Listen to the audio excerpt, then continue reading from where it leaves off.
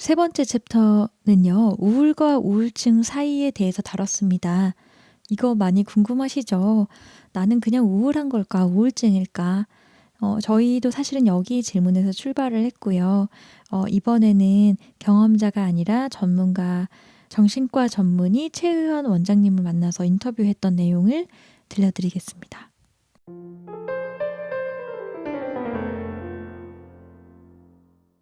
우울증은 어디에서 시작되는 걸까? 우울증은 대부분 아이 시절에 결정된다고 봐요. 최의원 원장님은 이렇게 딱 잘라 말씀하신다. 엄마가 아이를 가르치고 훈육하는 가장 중요한 시기가 바로 만 1에서 3세다. 그 이전에는 가르칠 수가 없고 그 이후부터는 대부분 어린이집이나 유치원에서 배우게 된다. 이때 대소변을 가리는 법, 인간관계의 본질, 자신에 대한 특성을 배운다. 아이들은 이 시기에 해, 하지 마, 잘했어, 못했어 라는 식의 표현을 주로 배우는데 이때 문제가 생기면 커서도 그 문제가 나타나고 극단적으로 표출된다. 이 발달 시기에 생긴 문제로 나타나는 대표적인 질환이 우울증, 성격장애, 강박장애, 시기장애다. 성인이 되면서 겪은 사건보다 어린 시절의 양육 방식에 의해 문제가 나타날 수 있다는 이야기는 상당히 충격적이다. 약간 억울한 기분도 든다. 다 커서 20대, 30대에 발병한 우울증이 어린 시절과 긴밀한 연관이 있다니 돌아가서 고치고 올 수도 없지 않나. 보통 저는 자물쇠와 열쇠로 설명하는데요. 어린 시절의 양육과정과 상관없이 우울증이 생길 수 있다는 학자들이 있지만 제가 이해하는 선에서는 그렇지 않아요. 똑같은 스트레스를 받아도 단순한 우울로 끝나는 사람과 우울증으로 이어지는 사람은 다른 부류의 사람이에요.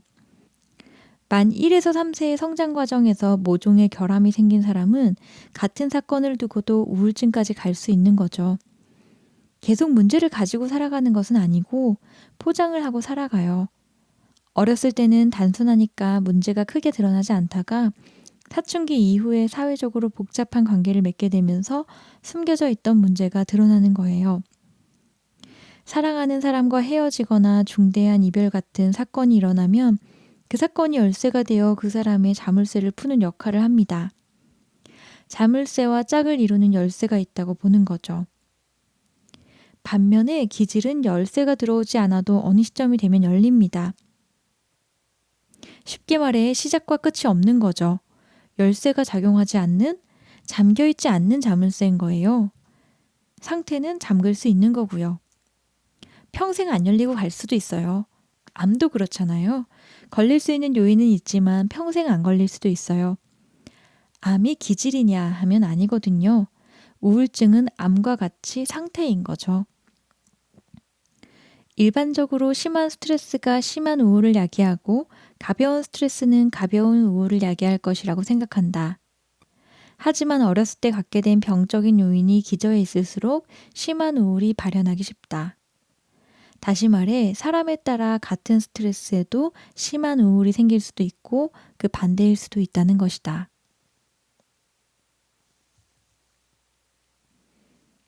네, 여기 이 잠깐 사이에도 저는 약간 우울에 대한 많은 거를 좀 느낄 수 있었거든요. 그러니까 내가 원래 우울한 사람이야. 난 좀 우울했어. 학창 시절부터라고 얘기하시는 분들도 많은데 사실은 우울은 기질이 아니라 어떤 상태이기 때문에 정확하게 말하면 우울증은 기질이 아니라 상태이기 때문에 어떤 병처럼 어떤 일어나는 과정, 질병 과정이다라고 하는 이야기가 있었고요.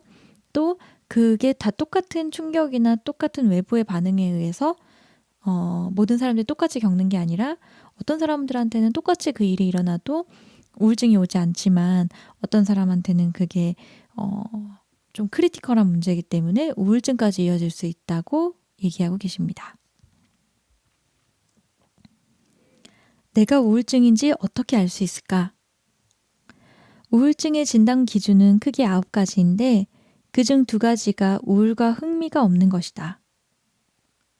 우울증이라고 진단할 때 둘 중 하나는 꼭 있어야 한다. 다시 말해 우울증이지만 우울감은 느끼지 않고 흥미가 없기만 할 수도 있다. 흥미가 없다는 건 평소 즐겨 했던 것, 사람들과 어울리는 것, 특별한 취미 같은 것에 어느 순간 재미와 의욕이 없어지는 것이다. 이때 대개는 아, 내가 우울증이구나 라고 생각하는 게 아니라 다 끝났구나 라고 생각한다. 이 단계에서 진단을 받고 치료를 시작해야 하는 상황이라는 것을 알아차리기만 해도 출발이 달라진다. 여기서 얘기하는 두 가지를 보면 우울이랑 흥미가 없는 것에 대해서 얘기를 하고 있어요. 근데 이제 우울은 우울감이 심해지니까 내가 우울증일 수도 있다라고 의심을 해볼 수 있지만 꼭 우울한 감정을 느끼지 않더라도 기본적인 의욕이나 뭐 식욕이나 이런 욕구를 잃어버리는 거고 그런 것만으로도 우울증일 수 있다라는 거죠. 무기력하고 그러는 것만으로도. 그때 이제 생각하는 게 내가 우울증이구나 치료를 받아야겠다 이렇게 생각하는 게 아니고 다 끝났구나 뭐 이렇게 생각을 하기 때문에 보통 이렇게 생각을 하시는데 이 단계에서 병원에 일단 찾아가 보는 것부터가 출발이다. 내가 나한테 어떤 뭐 우울증 병으로서의 우울증이 왔을 수도 있겠다라고 생각하는 것이 중요하다고 얘기하고 있습니다. 더 현실적으로 알 수 있는 기준은 우울이 몸으로 나타나느냐이다. 더 현실적으로 알 수 있는 기준은 우울이 몸으로 나타났느냐이다. 즉 생물학적, 신체적 변화로 보이는 것들이다. 대개 우울한 감정은 기분의 문제라고 생각하지만 이는 신체의 문제로 나타나게 되어 있다. 식욕, 성욕, 수면과 같은 리듬의 문제가 오는지를 살펴보면 된다. 마지막으로 평소에 자기가 쓰던 우울 극복 방법이 통하느냐 하는 것이다. 간단히 말해 자극이 통하는지를 본다. 평소 우울할 때 하는 자극, 즉 초콜릿을 먹거나 수다를 떨거나 술을 먹는 방법이 우울증에는 잘 통하지 않는다. 그렇게 되었을 때 모든 것이 소용없다고 느껴지거나 포기하고 싶은 마음이 들고 자살을 생각하게 된다. 나아질 가능성이 없다고 생각하게 되는 것이다. 우울증은 이처럼 평소의 자극으로는 해결되지 않기 때문에 정신과에서는 새로운 방법으로 치료를 한다. 그 방법은 바로 규칙, 레귤레이션이다. 일반적으로 주변 사람들은 우울하다고 하는 사람에게 자꾸 무엇을 하라고 권한다. 운동이나 여행을 해보라고 한다. 하지만 우울한 상황에서는 새로운 환경에 적응하는 것이 더 큰 스트레스가 된다. 직장을 바꾸는 것은 물론 심지어는 직장을 쉬라는 것도 스트레스가 될 수 있다. 보통은 평소의 리듬을 바꾸지 않고 익숙한 환경을 유지하는 게 좋다. 규칙적인 생활이 중요한데 우울한 상황에선 그게 잘 안 되기 때문에 약물 치료를 시도하는 것이다. 약물 치료, 즉 규칙을 통한 치료는 짧은 순간 변화가 일어나지 않는다. 따라서 약을 먹는다고 당장 눈에 띄게 개선되지 않는다. 다만 2, 3주가 지나면 다르네 라는 느낌을 받을 수 있다. 우울증은 절대 순간적인 것으로 극복되는 게 아니라는 얘기다. 우울증을 극복할 수 있는 방안은 어떤 규칙, 자기 패턴을 만드는 건데 그게 한순간 내일부터 뿅 하진 않는다는 거죠. 계속 반복된 패턴이 자리를 잡을 때까지 있어야 되는데 그게 뭐 흔히들 생각하는 운동이나 여행 같은 것으로 사실은 되지는 않고 그거를 좀 빨리 도와줄 수 있는 게 약물 치료다. 네, 그런 이야기를 하고 있습니다. 치료가 필요한 진짜 이유. 물론 우울증은 따로 치료를 안 해도 자정적으로 회복될 수 있다. 그럼에도 치료를 하는 이유는 두 가지다. 먼저 좋아지는 게 너무 오래 걸린다. 한 1년 걸리는데 그 사이 내 주변은 이미 풍비박산이 난다. 손실을 줄이기 위해 빠르게 치료할 필요가 있다. 또 하나는 자살을 방지하기 위해서다. 우울증은 자살 때문에 다른 질환보다 훨씬 사망률이 높다. 그래서 그냥 기다릴 수가 없는 것이다. 감기처럼 걸렸다 나았다 하는데 짧게는 2주, 길게는 몇 년까지 지속된다.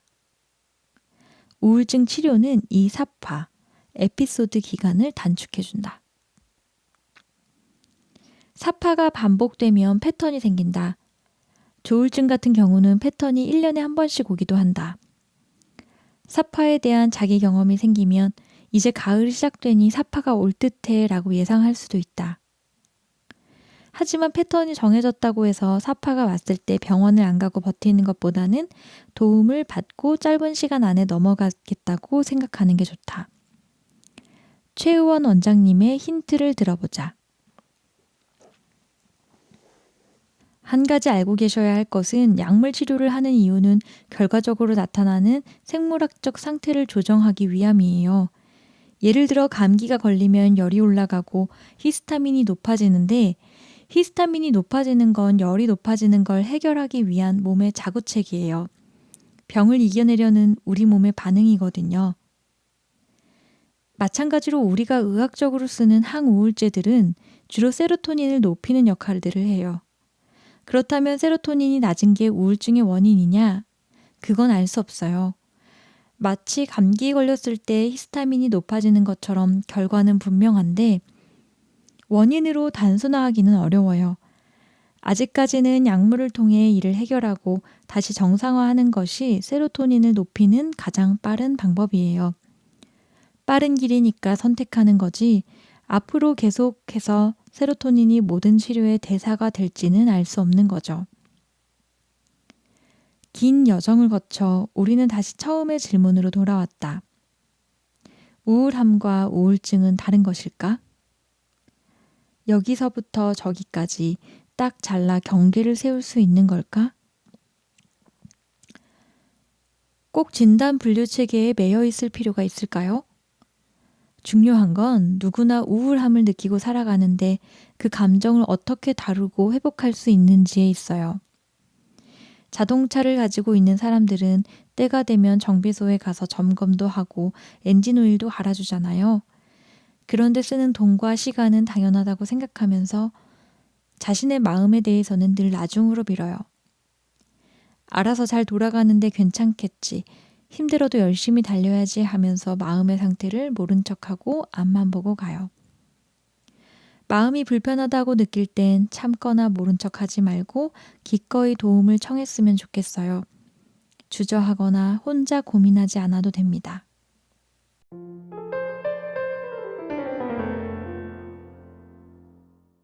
네, 이렇게 해서 그 최의원 원장님의 인터뷰를 담은 챕터를 읽어드렸습니다. 여기는 조금 더 정보와 그리고 우리가 생각해보지 못했던 어떤 상식들 또는 우울증에 대해서 가지고 있던 생각들에 퀘스천을 던져주는 게 아닌가. 저는 그래서 좋았던 챕터입니다.